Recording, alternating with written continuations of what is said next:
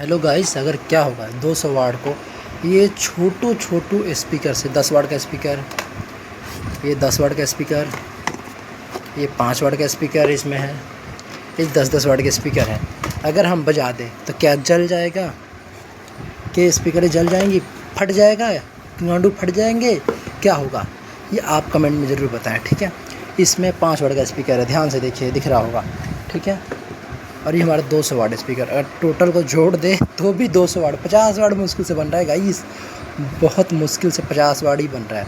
इसको छोड़ दो, इसको गोली मारो, इसको नहीं लगाना हमें। ये तार अलग है इसके, देख सकते हो अभी ये तारे अलग हैं। तो ये साला गए और बाबा रे बाबा, चलो देखते हैं, चलो।